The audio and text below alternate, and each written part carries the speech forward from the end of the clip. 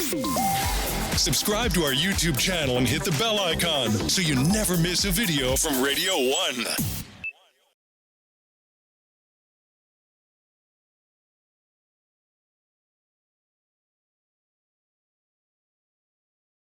Welcome to Climate Warrior with Bhumi Pednekar and me, Hrishi K.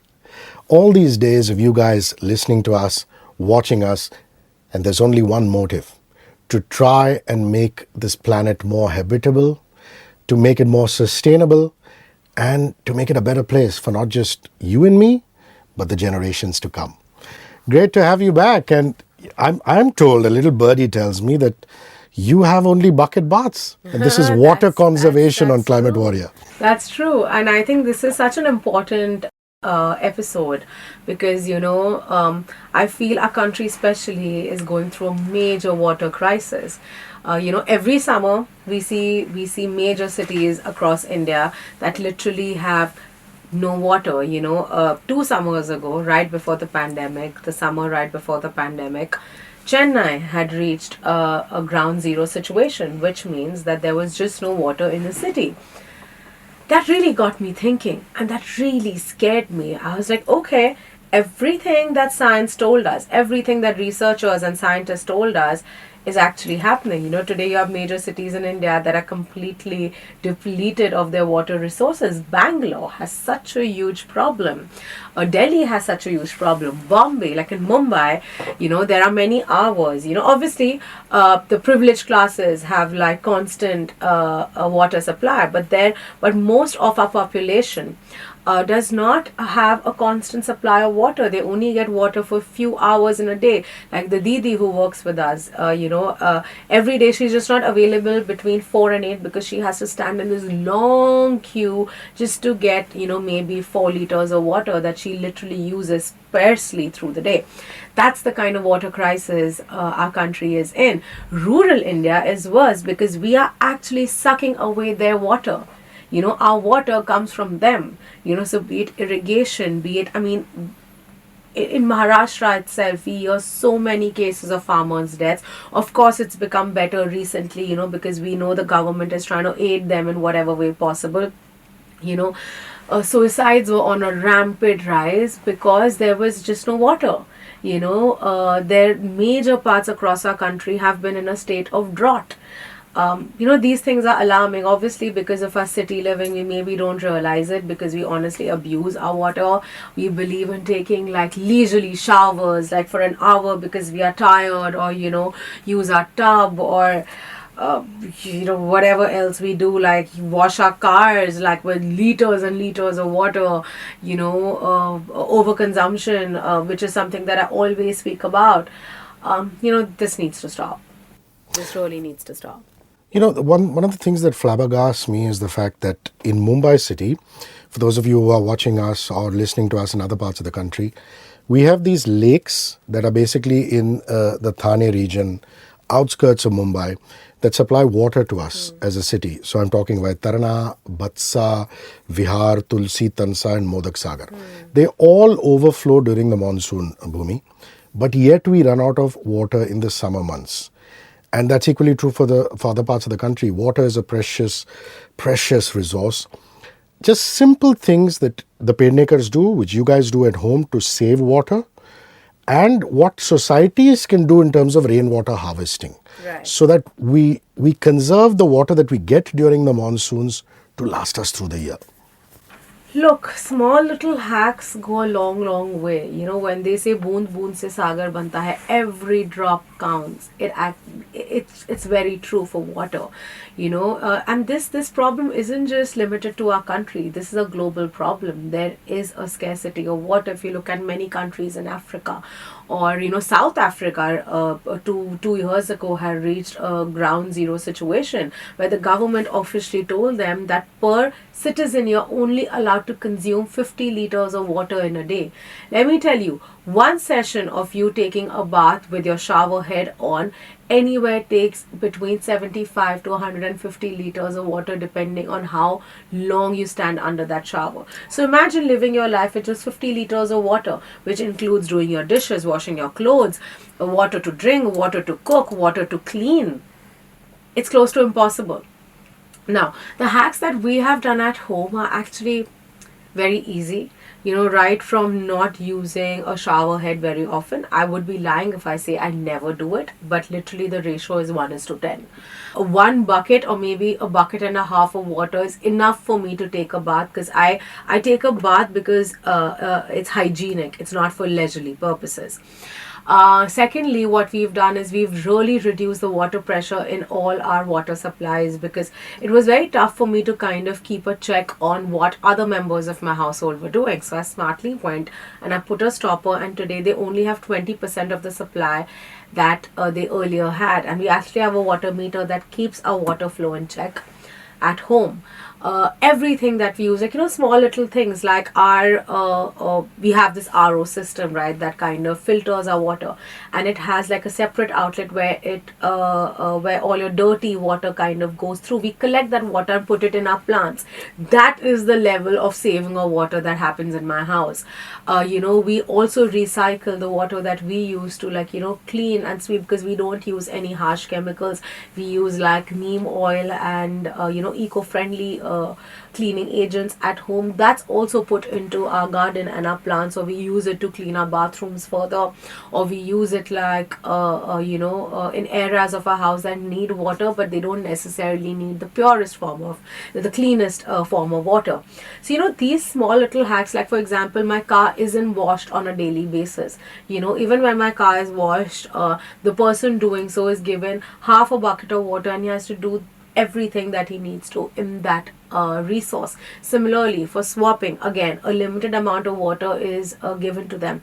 Now, at the start of it, everybody at home was very troubled with the adoption of these habits, but today they kind of thank me. I have seen educated people use liters and liters of water just to clean their kitchens. Like, you keep the tap open while brushing. Keep the tap open just because they want hot water. I know that's again a very big problem. Like if you go to hotels, I've been told at hotels that have solar power that because the geyser takes that much time, they keep the water running. I literally, Hrishi, I kid you not, it gives me an anxiety attack. Like when I hear just running water being wasted, it makes me very uncomfortable. So we just need to be conscious, and we just need to be compassionate towards our natural resources. It goes beyond me. How can you be so spoiled that you keep your water running right before your bath because you need hot water? At least collect it in a bucket so that water can be used somewhere else. It's just about being mindful and about being civilized towards, what you have, and a resource like water, which is so basic and which is so important for your existence, is something that somebody else does not have at all. We have seen videos that have surfaced in the past where you see animals that are literally licking water off a small puddle. Similarly, you see children from various countries in the world that don't have access to clean water collecting that water. We need to be compassionate, and we need to be responsible towards this very, very vital natural resource, because it's drying up, it's depleting. Our monsoon isn't supporting it. As you rightly said that, during our monsoons, we have abundant of rainfall and our lakes are overflowing. The problem is the management. Right, all our cities are concrete. It's a concrete jungle. We aren't replenishing our groundwater again. There is all the water that's collected is actually wasted. Now I know there are many state governments that have made rainwater harvesting compulsory in newer societies. Thank God this has happened, and I really hope that soon there are policies where the government makes rainwater harvesting compulsory in older constructions as well. Because there's so much surface water that can be collected that just goes into our drain, that's not even recycled. What Bhumi is basically talking about, and we're not real estate experts, but the Maharashtra government has now made it mandatory for all new constructions. What it basically means that all new constructions will have rainwater harvesting facilities. And if they don't have that, then they will not get a permission or an occupation certificate. And rainwater harvesting really is so simple, isn't it, Bhumi? You have a tank or a duct which collects the rainwater at its peak. And like what you were talking about, what the Pednekars do, what you guys do, which is use it for irrigation, washing of your cars, of your common utility areas, the whole building can do that. Yes. You use that water. And I think it's a great move, and I'm sure other states are already doing that. Yes. Yes, in fact, I tell you what, I'll tell you a small little secret. Most of our fights at home happen because I am so like crazy cynical about water being wasted that everybody's like, I mean, my family generally is very responsible, but you know, I also don't like that difference between a 10 and a 20 because I feel like it pinches me when I see water being wasted. Like, I don't understand how. I mean, I'm all for festivals and I'm all for celebrating festivals, but I like how people now have adopted towards playing a water-free Holi, playing like, you know, dry Holi with non-toxic color. This is the kind of change we need to see in society. You know, I like how, you know, you have the newer generation and they actually are the voice for change, you know, because it's their future that we all are fighting for, where they go tell their parents that, you know, you're wasting water. I've seen my nieces and nephews and like my younger cousins do that because, you know, they are bringing about a change in their ecosystem. There are a couple of things you feel strongly about, and I'm just going to start the sentence and I want you to complete it. You just talked about very valid point about groundwater being depleted. Yes. All the time, you know, you find cases of people using septic tanks Yes. to store up their water because they think they're being smart Yes. for a rainy day. And the second thing is cousins who are not living in coastal areas always ask me, saying, you're next to the sea, why do you have a water problem? And desalinization is a complicated process, Yes, it but is. some countries are doing it, taking seawater. Absolutely. Look, in an ideal scenario, you know, especially for a country like India, and especially the regions that we live in, we should not reach a point where our government needs to start desalinization, right? We should try and find solutions before that because that means we've reached a tipping point.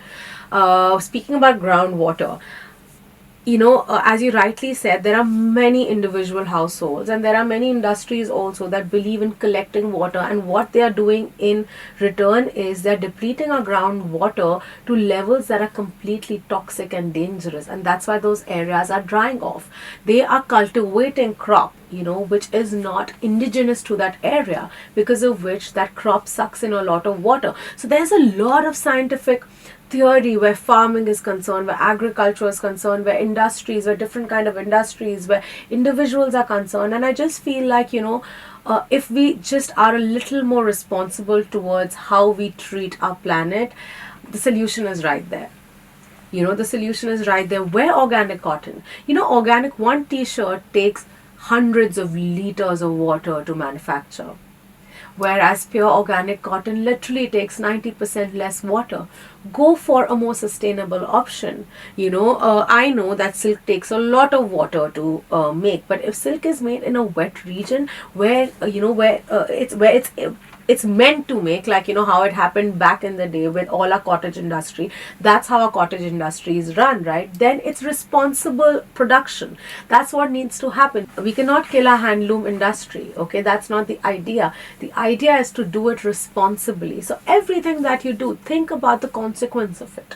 You know, think about the consequence of you wasting that food or you over ordering, because the amount of water that has gone into growing that food, the amount of water that goes into the meat industry is insane. You know, so think about your choices and think about the consequences your choices are going to have. Big ups to the film industry. I remember back in the day when I used to, you know, come and visit film stars and interview them on the set, because sometimes they wouldn't do trails. And I'd get into their makeup rooms and their vanities. I would find lots of plastic bottles. Now it's all neatly titled, you know, in your names, and there are glass bottles. It's a huge, huge change. The glass or metal bottles, they're all reusable. And I honestly, like on most of my film sets, I have seen that most of them are going single-use plastic free. PET bottles are such a big problem, right? In fact, even our sets, like most of our sets are now recycled, they are reused, which is so important. I feel the film industry in general also has always been more compassionate towards the problem, you know, because we are the change makers. We have a lot of soft power and we are now using it the way we should use it. So yeah, kudos to us, but I still feel what we are doing is still very, I mean, it's not enough. You know, we need a lot more role models, we need a lot more influencers to take up this cause and, you know, speak up about it. I like just like, COVID has thrown up pedal sanitizers. You kick a pedal and the sanitizer comes in. To have water taps like that, just a small kick and a short burst comes out. Absolutely. It's But that's happening already. Like, various theaters across India, because I just went and watched my first film after a year and a half yesterday, and what an experience that was. Oh, I miss cinema. I miss going to a theater. And I saw like this pedal push water tap thingy, and I was like, that's cool. And many people were using it, because why not? Like, why buy that bottle of plastic? It's also so toxic, it's cancerous. People don't understand that. Can you believe it? There's an expiration date on water. When you buy a bottle of mineral water, it has an expiry date. Now your water is not getting bad. It's the bottle that's expiring because of exposure to sun. It becomes so cancerous and so toxic that that water is not healthy to drink, because it's full of microplastic and like just poisonous elements. wow, I had no clue about that one. The expiry date on mineral water. Conserve and save water. Very You're saving important. the planet. And keep it tuned to Climate Warrior with Bhumi Pednekar. Yeah. If you are saving or conserving water, that means you are a climate warrior. Call us in, send us your videos so that we can celebrate the climate warrior you are, and you might stand a chance to actually meet the climate warrior that I am. See you guys soon. If you like this video, then subscribe to our channel and press the bell icon so you don't miss out on more content.